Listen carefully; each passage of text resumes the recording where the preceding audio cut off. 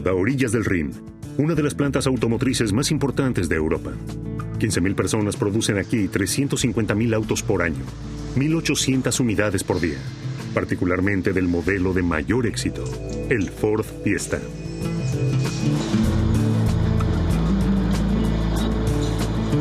Aplicando la filosofía Ford de un auto accesible para todo el mundo, la planta hasta ahora lleva fabricados y vendidos 15 millones de autos. Los puestos de trabajo en la fábrica de Colonia, Alemania, son codiciados, a pesar de que el ritmo de trabajo resulta agobiante en los primeros años.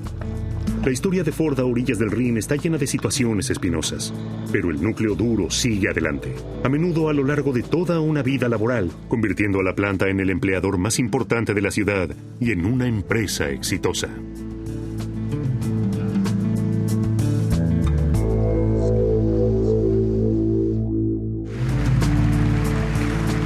Verano de 2011.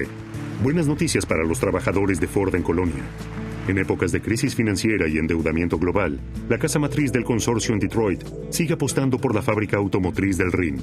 Garantiza el mantenimiento de todos los puestos de trabajo por los próximos 5 años.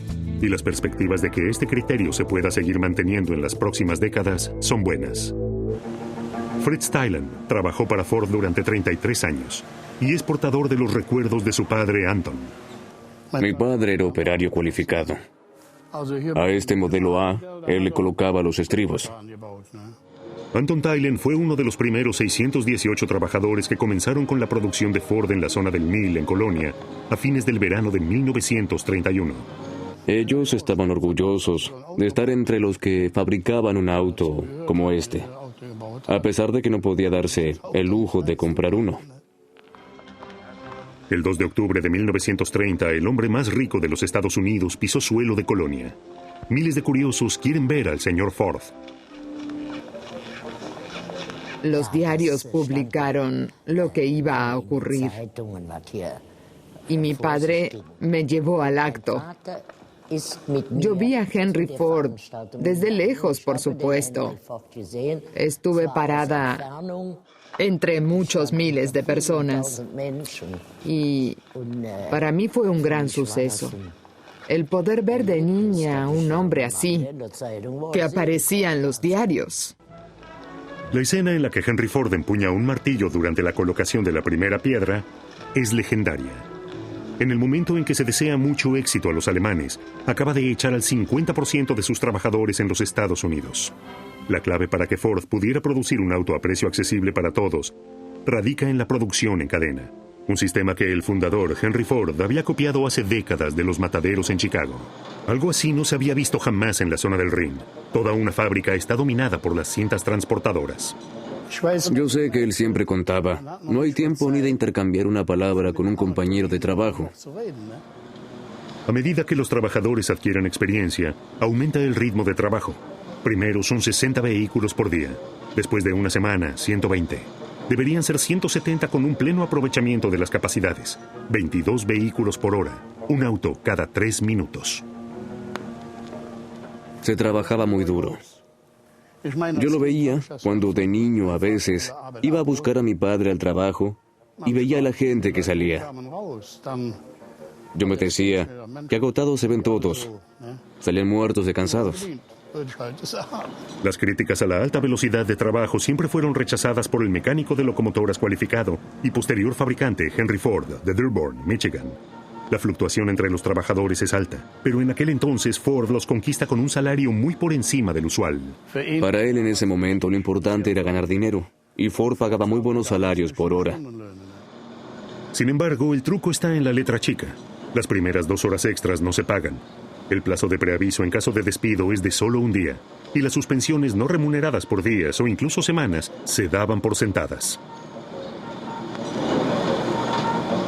A pesar de que el modelo A se podía adquirir por solo 2.500 marcos, los autos Ford no son fáciles de vender en Alemania.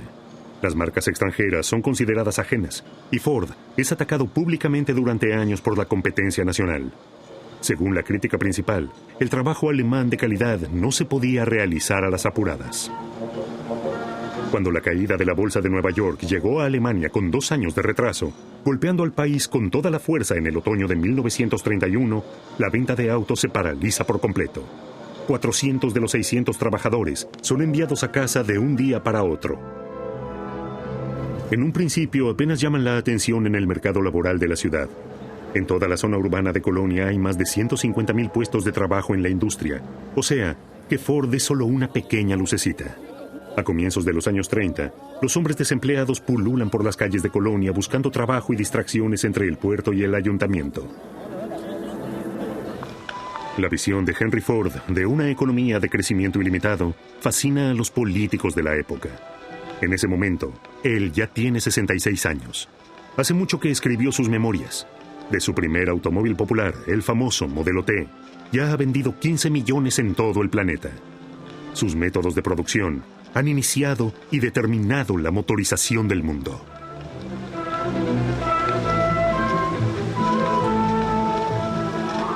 Él siempre tiene un as en la manga, aún en esa situación difícil. A diferencia de la época berlinesa, ahora tiene socios alemanes a su lado que contribuyen a financiar la nueva fábrica. 40% de las acciones de la nueva planta están en manos del consorcio IG Farben de Leverkusen. Gracias a esta alianza comercial, las inversiones directas de Ford son limitadas.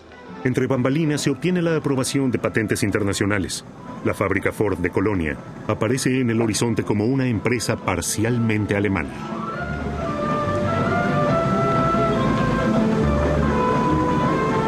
El edificio fabril ubicado directamente frente al Rin debía tener un aspecto representativo y reunir todas las áreas como producción y administración en un mismo complejo de edificios. El concurso de arquitectos lo gana Edmund Körner, de Essen, un esteta que se hizo famoso por la sinagoga de Essen y el Museo Folkwang. Él opta por un modelo rectilíneo en estilo Bauhaus. La empresa constructora, Vaubens y Holzmann, solo dispone para el trabajo de un plazo de 7 meses, la mayor parte del cual cae en invierno. Al cabo de ese tiempo, la fábrica tiene que ser entregada llave en mano. Casi todas las etapas de la construcción han sido filmadas. El muro costero, con un costo de 16 millones de marcos, fue lo más caro de todo el complejo. La estructura del techo de la nueva planta también sienta precedentes técnicos. Con los soportes en forma de hongos se logran áreas despejadas de más de 12 metros de envergadura. Estas columnas de concreto penetran en la tierra hasta 8 metros de profundidad. Ellas soportan la central térmica y eléctrica de la planta, ubicada en la sala de calderas. La chimenea, que aquí aún está sin revocar, será durante 50 años el emblema de la fábrica.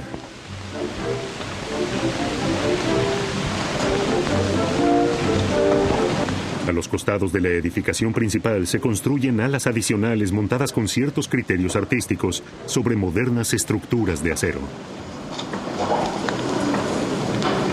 En su conformación externa, los automóviles atraviesan una transformación histórica. Hasta ese momento, las carrocerías se hacían con marcos de madera, sobre los cuales se atornillaban las partes de chapa. Pero en 1932, Ford saca al mercado el primer automóvil con cubierta integral de chapa, la carrocería autoportante de chapa prensada. Las nuevas carrocerías ya son fabricadas según criterios aerodinámicos y le imprimirán un sello especial al aspecto de los autos en los próximos 25 años. Sin embargo, Ford no logra vender en Alemania estos autos con la imagen del American Way of Drive. Por ello, les da a los productos y a la fábrica una imagen adaptada a las preferencias de Alemania, por no decir de Colonia. En el futuro, los modelos se llamarán Eifel, Rhein, Rheinland, Ruhr, Taunus, o en este caso, Ford Köln. Son todos nombres de los años 30. Con el Ford Köln, la empresa ya ofrece a comienzos del año 1933 un modelo pequeño por menos de 2.500 marcos, la versión económica con motor de 21 caballos y carrocería de madera enchapada incluso ya se puede adquirir por 1.950 marcos. Marzo de 1933, hace 10 semanas que Adolf Hitler es canciller del Reich, y los nazis obtienen el 39.6% de los votos en las elecciones municipales de Colonia. En un principio, Ford no es importunada como empresa estadounidense. Las primeras medidas nacionalsocialistas en materia de política de tránsito dan lugar a un cauto optimismo por parte de la fábrica automotriz. En abril de 1933, se suprime el impuesto automotor para vehículos particulares nuevos y las primas de los seguros se abaratan en un 30%. Los beneficios impositivos pretenden contribuir a reactivar la economía. A fines de 1933, Ford alcanza los 5.000 automóviles y en 1934, la producción en Colonia por primera vez sobrepasa la cifra de 10.000 unidades. Ahora, la empresa busca cerrar filas con el régimen. Ese es el precio por el acceso incondicional al creciente mercado automotriz en la Alemania de Hitler. Durante todos los años de prosperidad, la participación en la propiedad de Ford Colonia es mayoritariamente de los Estados Unidos. Pero a las personas en el Tercer Reich, la planta les es presentada como centinela alemán junto al Rin. Colonia, la ciudad de la catedral, la ciudad del modo de vida alegre. Allí se ubica, en la periferia de la ciudad, directamente a orillas del Rin, una planta alemana, Ford. Se trata de Ford, una planta alemana junto a un río alemán. Miles de compatriotas se atarean aquí día a día en pos de la gloria del trabajo alemán. Crean un buen producto con manos diligentes y la experiencia de 3 décadas. Crean el automóvil de bajo precio, acabado en calidad y forma. El cartel reza, aprobado, denotando que el automóvil está listo para salir a la calle. Las exigencias a los autos se modifican rápidamente a partir de ahora. Deben ser más robustos, tener mayor velocidad y autonomía. Una limusina con 90 caballos y una velocidad máxima de 130 kilómetros por hora se puede adquirir por 5.000 marcos. El vehículo de 8 cilindros más barato de Alemania, el Ford Eiffel, es en aquella época una estrella en el firmamento automotriz. Incluso las muchachas se interesan por los nuevos autos de Ford, entre ellas Agathe Herr. Ella está fascinada con la técnica, pero para desesperación de sus amigas, sueña con un verdadero camión. Con neumáticos macizos y un volante así de grande. Ellas dijeron que estaba loca. Mi sueño de niña siempre fue ser piloto. Y el camión pasó a reemplazar al piloto de avión porque no había dinero como para ser piloto. Pronto logrará hacer realidad su deseo mientras Ford goza de un éxito creciente. Ford, probado internacionalmente proveniente de Colonia en el Rin. La producción crece a más de 20.000 automóviles en el año 1936. 2 años más tarde, Ford produce 36.000 autos, convirtiéndose en el tercer productor de autos de Alemania después de Opel y Adler, e incluso en el segundo productor en el mercado de camiones. En 1937, Henry Ford es recibido por Adolf Hitler. Tratan el proyecto de un auto popular alemán que Hitler quiere poner a disposición de la gente a un precio inferior a 1.000 marcos. Ford, aquí con su hijo Edsel, sabe que nadie puede producir en forma más racional que él, pero es suficientemente realista como para darse cuenta de que no va a poder fabricar ese auto como estadounidense. Entonces, acuerda con Hitler que la producción del futuro escarabajo Volkswagen, por lo menos, pueda ser realizado según sus planos. Luego le indica al gerente que les abra las puertas a los ingenieros de Ferdinand Porsche. O sea que también el escarabajo Volkswagen de la organización nazi, Fuerza a través de la alegría, y la posterior versión militar, el Kübelwagen de la Wehrmacht, tienen buena parte de inversión de los Estados Unidos. Así, Henry Ford obtiene la mayor condecoración alemana que se puede conceder a un extranjero.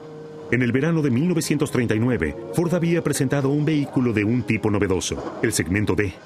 Su nombre, Taunus. A pesar de que ya se ve venir la guerra, en la segunda mitad del año 1939, aún se venden 4.000 ejemplares del Buckel Taunus, el jorobadito, como se lo llama. Hasta 1942, salen de la fábrica 7.000 unidades del Taunus a un precio de 2.800 marcos. Luego la producción se interrumpe para dar lugar a la fabricación de camiones. Se dejó de hacer. Pasaron a fabricar solo camiones para el ejército.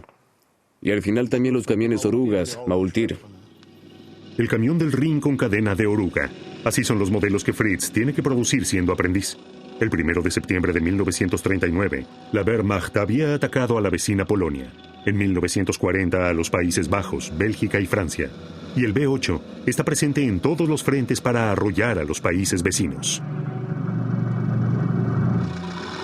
Desde septiembre de 1939 hasta comienzos de 1945, la empresa Ford produce aproximadamente 90.000 vehículos militares de diferentes tipos para las Fuerzas Armadas de Hitler. Las listas de pedidos de Ford son interminables. Apenas se logra satisfacer la demanda. Ford se publicita con su nueva imagen como fábrica de armamento. Aquí se construyen los confiables Ford alemanes, los fieles ayudantes de la Wehrmacht y la economía. La proximidad de Henry Ford con Hitler no es nueva.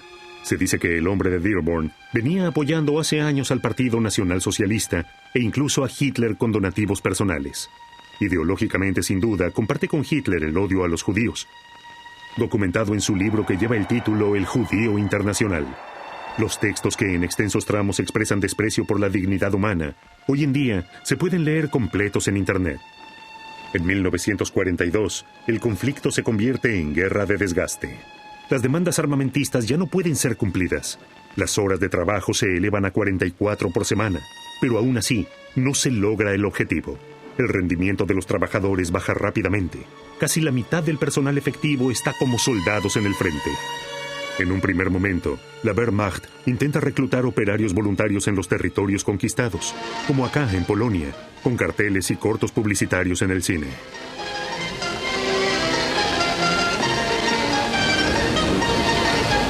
Cuando eso ya no alcanza, se secuestran personas en la calle y se las deporta a Alemania para realizar trabajo forzado. En el verano de 1943, la mitad de los empleados de Ford ya son de Rusia o Ucrania.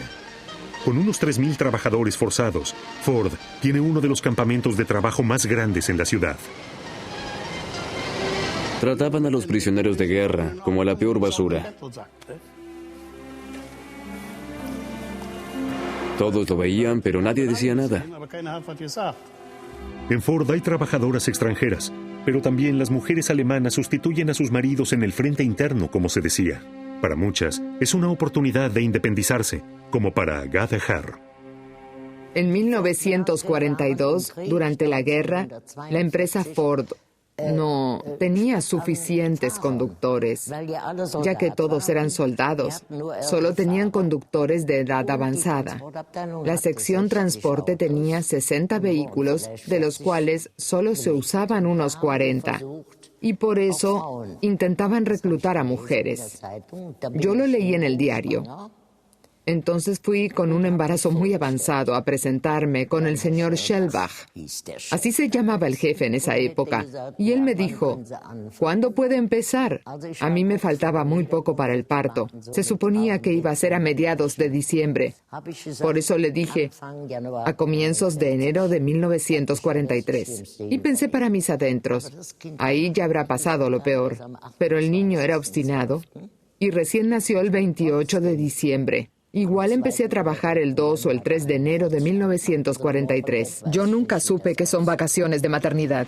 Como camionera de Ford, Agathe se mete en un ambiente auténticamente masculino. Exige el mismo sueldo que los hombres y lo recibe.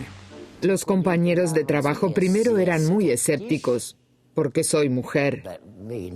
Después de 8 días, eso había cambiado rotundamente. Agathe sale en recorridos diarios para acarrear material para la producción de Ford en Colonia. Debido al peligro de bombardeos, Ford ha puesto a salvo algunas plantas de producción, por ejemplo, en el condado del Monte, una distancia ideal para la joven madre. En un área que llegaba hasta Solingen, ya que tenía que amamantar al bebé. Yo hacía un viaje por vez y luego iba rápidamente a darle de mamar y volví a salir en otro viaje. Más adelante me asignaron viajes más largos. Sus recorridos la llevan a los países vecinos ocupados, la República Checa, Francia, Bélgica y los Países Bajos. La carga ya estaba preparada. A veces no sabíamos qué llevábamos. Un camión lleno de guardafangos o de bielas o lleno de carburadores y esas cosas, o lleno de neumáticos. Todo lo que transportaban Agathe y sus colegas camioneras es desembalado y procesado en la planta. Con cada día la guerra se acerca más a Colonia. Más de 600 bombardeos se lanzan sobre la ciudad a partir de 1942, incluso sobre las áreas habitadas. Sin embargo, la producción en la planta sigue en su máxima capacidad. Para Agathe, los viajes fuera de Colonia se convierten cada vez más en un respiro del caos de la ciudad. Así era. Yo siempre miraba la catedral. A pesar de que no habíamos tenido una educación religiosa, cada vez que regresaba a Colonia, yo miraba si la catedral todavía estaba en pie. Y a veces no lograba verla, porque la ciudad estaba envuelta en una nube de humo. Entonces no se veía ni la punta. Sí, en la ciudad uno regresaba a la guerra. En la carretera, en realidad, se estaba más seguro. Por la fuerza, Agathe sigue conduciendo, aunque haya hielo y nieve, cruzando la región de Eifel, Luxemburgo, la zona de Ardenas hasta Amberes, mientras las rutas estén transitables y los neumáticos aguanten. En cada viaje se nos averiaban los neumáticos, porque teníamos los peores que había en la sección transportes, totalmente gastados. Porque los camiones parados en la gran playa de estacionamiento eran los que tenían las cubiertas nuevas, salvo por algunos trabajadores astutos que las tiraron al Rin. Pero ellos no eran de la sección transportes. Yo tenía un compañero que era 2 años mayor que yo. Decidimos hacer un sabotaje y lo llevamos a cabo con empeño. Los cajones que venían de la aduana se apilaban acá junto al Rin. Una vez que eran inspeccionados por la aduana, se los cerraba clavándolos.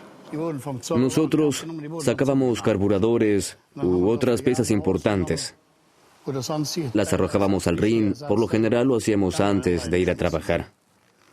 Entrábamos a trabajar a las 7 de la mañana y nos poníamos de acuerdo. A las 6 nos encontramos en el lugar. El sabotaje en la planta, no solo el de Fritz, da que hablar por todos lados. Estupendo, pensé. Mi padre estaba en el campo de concentración, desde el primero al último día. Estaba prohibido ir a la playa de estacionamiento. Pero nosotros nos escabullíamos de noche, rompíamos botellas de leche y las colocábamos delante de las ruedas de los camiones. Cuando arrancaban, se rompían las cubiertas. Fritz espera que los actos de sabotaje contribuyan a acortar la guerra, aunque sea por minutos. En Ford, no es atrapado jamás, pero sí es arrestado reiteradamente por ser miembro de los Piratas de Edelweiss, una agrupación juvenil contra el régimen nazi. Logra escapar 2 veces, se oculta y así sobrevive la guerra. En esa época suele haber alarmas de ataques aéreos de día y de noche. Ford se encuentra en medio de un descampado y es un blanco fácil. Sin embargo, hasta ahora los bombardeos solo habían sobrevolado la planta y descargado sus bombas en las localidades cercanas o en la ciudad. Circulan rumores de que la protección de la planta hace mucho que ha sido acordada con los gobiernos aliados. Por todos lados había destrucción, pero la fábrica de Ford seguía intacta, no se acercaban a ella.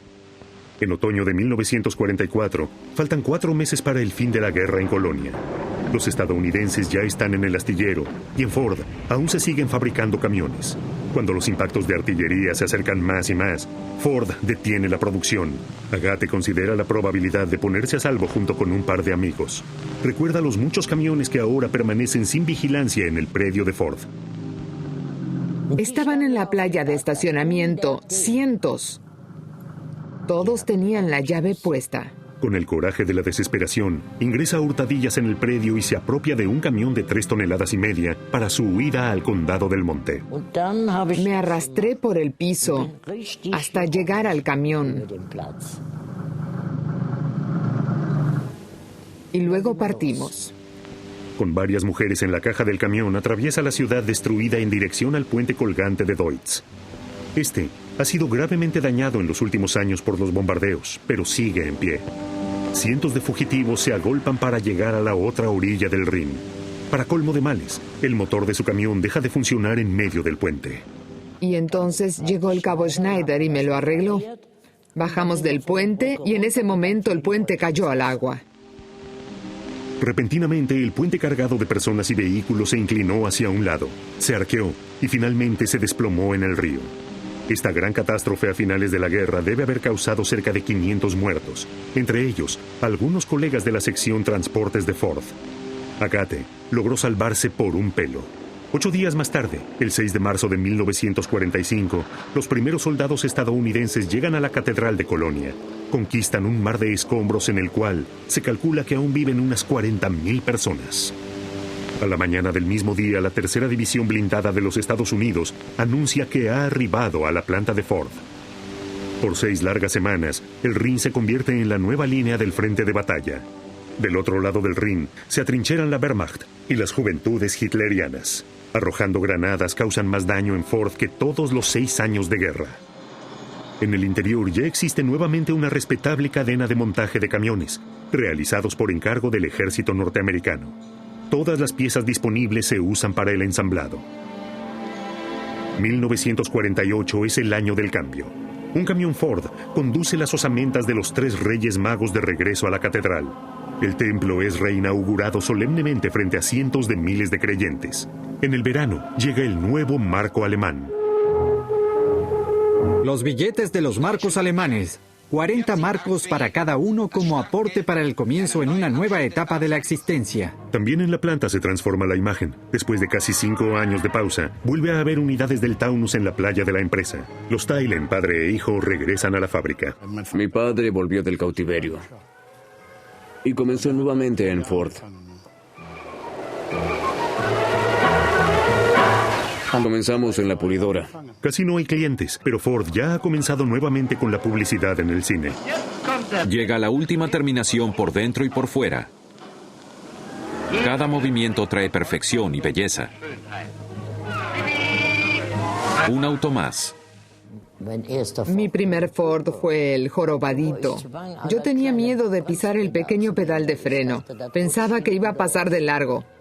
Estaba muy orgullosa de mi auto. Agathe, que tanto había amado los camiones en su momento, ahora es la primera profesora de manejo en una autoescuela de Colonia. Recorre las calles de la ciudad junto con 12,000 propietarios de automóviles. No se ven autos nuevos. La mayoría de las unidades de Taunus son embarcadas directamente al extranjero. Con más de 70,000 ejemplares en apenas 3 años, el Taunus, a pesar de todo, se termina convirtiendo en un sorpresivo éxito. Es un hombre el que marca durante toda la década gran parte de la identidad de la fábrica de Colonia. En la joven República Federal de Alemania, tan poco tiempo después del Tercer Reich, el personal aún está muy dividido. A muchos trabajadores la transformación de lo viejo en nuevo les resulta demasiado fluida. Mi jefe todavía seguía siendo un nazi. ¿Y a dónde más me podía ir? Yo me había capacitado en Ford y pensé, tienes que volver a comenzar en Ford. No pensé que todavía iba a haber nazis allí. Pero todos seguían estando. Eso era lo raro. 40 empleados de Ford fueron detenidos después de la finalización de la guerra por las autoridades militares, pero la mayoría fue puesta en libertad nuevamente y volvió a trabajar en Ford. Sin embargo, muchas víctimas del nazismo entre los trabajadores sienten esto como una afrenta. La reincorporación de un médico de mala fama solo puede ser evitada mediante una huelga. Fritz Thailen abandona la empresa por 10 años. Recién regresa cuando la mayoría de los trabajadores más mayores se han jubilado. Sin embargo, las consecuencias jurídicas de lo actuado por Ford durante el nazismo se prolongan por décadas. No queda duda acerca de cómo se comporta una industria clave en tiempos de guerra cuando quiere ganar dinero. La afirmación de que la planta de Colonia y las filiales en los territorios ocupados en aquel entonces estuvieron fuera del área de influencia de Detroit es una declaración encubridora. Solo tiene vigencia en los papeles. Ford recién lo admitirá hacia fines del siglo. En 1952, Ford anuncia la primera innovación después de la finalización de la guerra. El Taunus 12M. La M viene de obra maestra y aparentemente ha de conquistar el mundo. Un auto confortable, cuya vista panorámica completa le permite disfrutar realmente del paisaje. Un auto seguro, con el cual usted domina cualquier carretera. Un vehículo sorprendentemente económico. Por todos lados hacen su ingreso las instalaciones de producción semiautomáticas o incluso totalmente automáticas, multiplicando la capacidad laboral humana. Pero el final de la automatización todavía está muy lejos.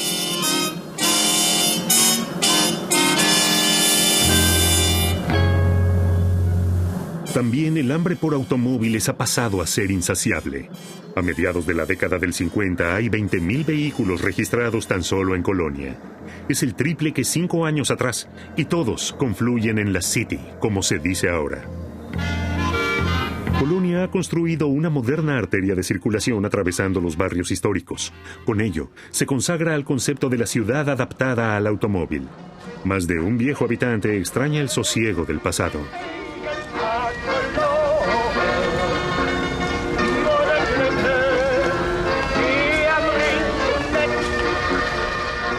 Había bastante tránsito vehicular y seguía aumentando vertiginosamente. Pero el milagro económico también beneficia a Ford, para alegría de los vendedores de autos. Las obras maestras del Taunus 12M y 15M son éxitos de venta. Y con el F-Camille llega la primera furgoneta, más tarde conocida como Transit. El más fuerte de su categoría, Ford Eilfrachter, el utilitario rápido y económico de diseño robusto, Ford Eilfrachter. Entre 1953 y 57 se duplica la cantidad de empleados de Ford, superando los 10,000. En un lapso de 3 años pasan a ser 20,000. La planta es ampliada en varias etapas hasta que el terreno que había sido reservado en 1930 está lleno. Las encuestas entre los colaboradores a comienzos de los 60 arrojan resultados alarmantes. Más de la mitad de los empleados de Ford se quejan de su jefe inmediato. 76% consideran que el ritmo de trabajo es demasiado acelerado. Además, las condiciones inhumanas de trabajo dan lugar a reiterados accidentes graves. Al aumentar las medidas de seguridad, los accidentes de trabajo disminuyen, pero 80% de todos los consultados estarían dispuestos a cambiar las condiciones de trabajo en Ford, incluso mediante un conflicto laboral. Esa es la señal para que el sindicato industrial IG Metall finalmente busque consolidarse en Ford. Desde 1946 ya existen en Colonia los sindicatos libres bajo la conducción de Hans Buckler. Y en Ford hay un comité de empresa, por lo general de impronta comunista. Sin embargo, los viejos líderes obreros se oponen a la nueva estrategia de la generación joven, menos revolucionaria, ya que está orientada hacia las reformas. Ella quiere profesionalizar el trabajo en la empresa y apuesta a una política de pequeños pasos.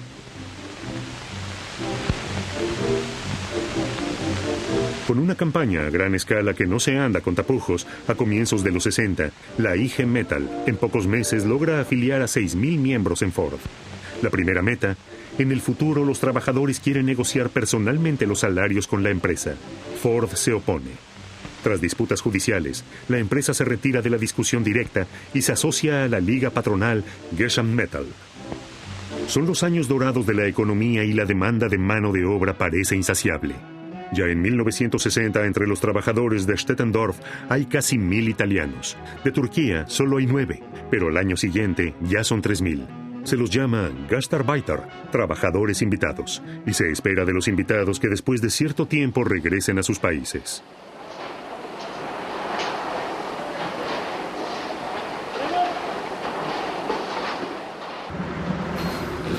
El placer masivo por el automóvil no solo desborda la capacidad productiva de más de una empresa automotriz. Ya en esa época, los críticos advierten frente al colapso previsible en el tránsito y el medio ambiente. 80,000 autos están registrados en la Dirección de Tránsito de Colonia. 4 veces más que hace 5 años. Ahora, Colonia tiene 8 grandes puentes sobre el Rin y la primera autopista de circunvalación en Europa. Pero la libre circulación para ciudadanos libres, como aquí, en la A3, la primera autopista de 6 carriles de Alemania, por lo general, ya solo es posible los fines de semana.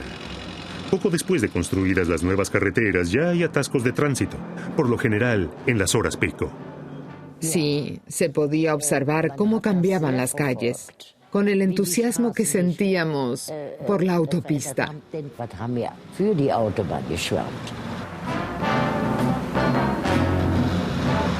Si estás en medio de un atasco, naturalmente piensas en ello.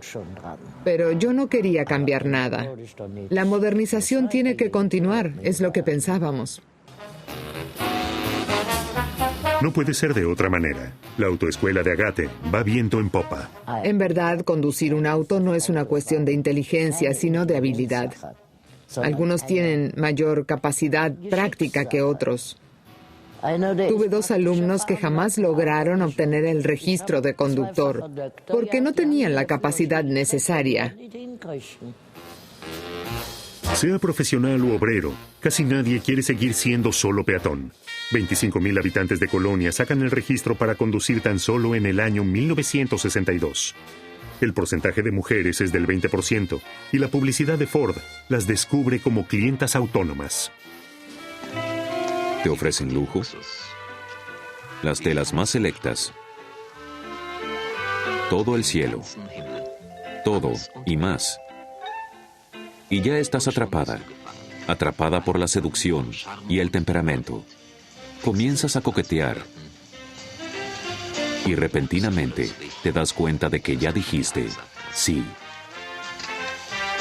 ¿Cuándo le permitirá a su esposa hacer un viaje de prueba? El Taunus 17M. Un auto con rostro, un auto con perfil aerodinámico, elegante y práctico a la vez.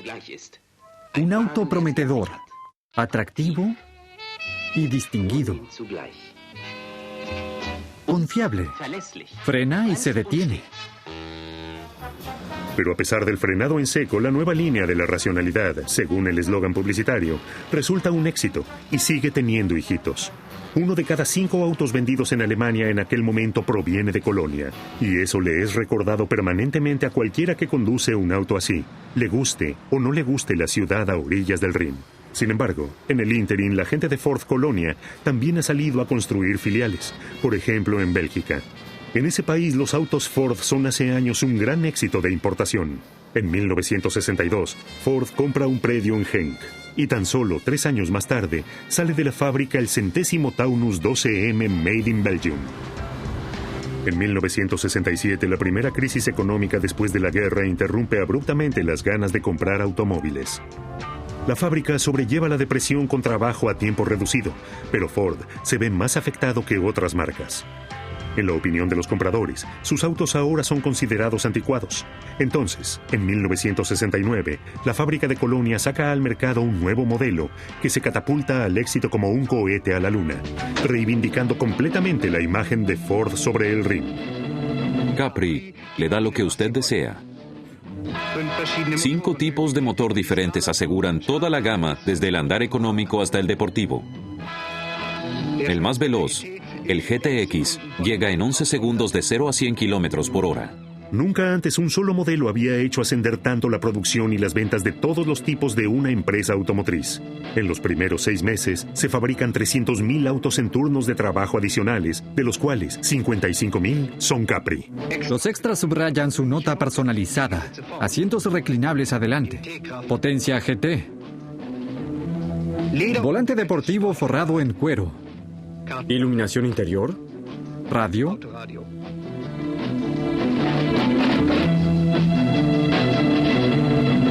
De adentro y de afuera, Capri le da lo que usted desea. Fritz Theilen aprecia el auto con el que a los habitantes de Colonia les gusta pasar a un Mercedes clásico. El Granada lo fabricamos en Colonia.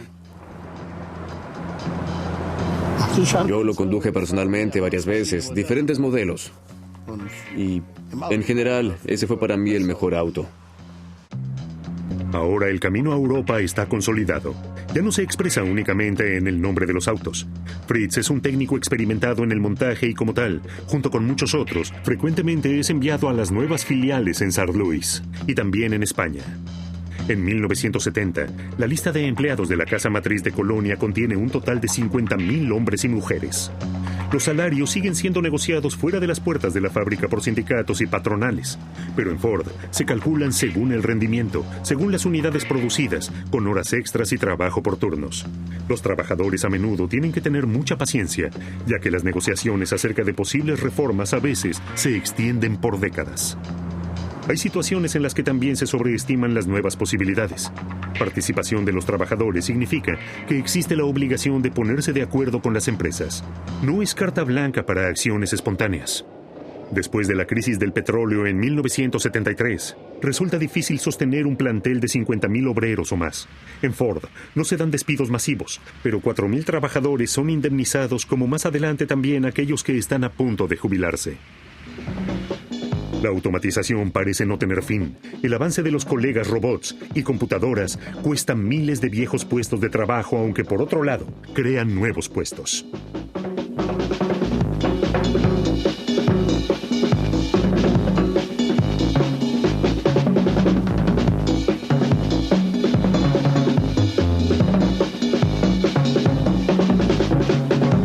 Luego, Ford trae al mundo un niño afortunado, como respuesta a la crisis energética y ambiental.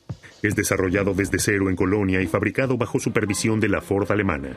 Algunos se mofan de él por su tamaño reducido, pero pronto será más popular que todos los modelos anteriores. hasta entrando el nuevo milenio, sigue siendo garantía de ventas para Ford Colonia y Ford Europa, el Fiesta.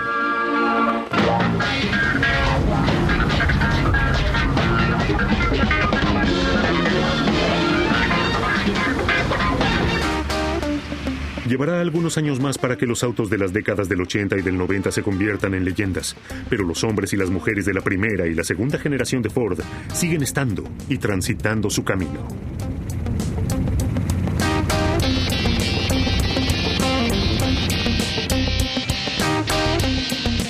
Fritz Theilen seguirá siendo técnico de fabricación en el hangar y hasta jubilarse. A menudo se toma libre. Visita a jóvenes en las escuelas y les cuenta sus vivencias durante el nazismo.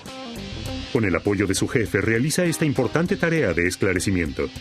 Su compromiso es premiado con la Cruz del Mérito del gobierno alemán. Y Agathe Hartfeld, que vio cómo Henry Ford colocaba la primera piedra en este lugar, la hermana mayor de la actriz de Colonia, Trude Herr, ha dedicado toda su vida laboral al automóvil. Me hubiera gustado ser médica. Pero, por lo demás, estuve satisfecha con mi vida, que estuvo plena de todo lo que existe. Ella tiene hoy 91 años y su último auto lo vendió en la primavera del 2011. Quien visita hoy la planta junto al Rin verá muy poco de la vieja automotriz que comenzó en aquel entonces como Ford Motor Company Colonia. El interior de los galpones, por lo general, es renovado íntegramente cada 10 años. Y desde el punto de vista puramente tecnológico, los autos ya no tienen casi nada en común con los carruajes a gasolina de esa época. De los viejos puestos de trabajo, solo queda el recuerdo. ¿Cuáles serán los autos que se fabriquen aquí en las próximas décadas y por quién? ¿Por seres humanos o máquinas? Es algo incierto aún. Solo una cosa puede ser medianamente segura. La cadena sigue. De esa manera, lo más importante para cada uno de los que mañana vuelvan a trabajar aquí será que la paga sea adecuada y que en todo caso haya alguien en quien se pueda confiar.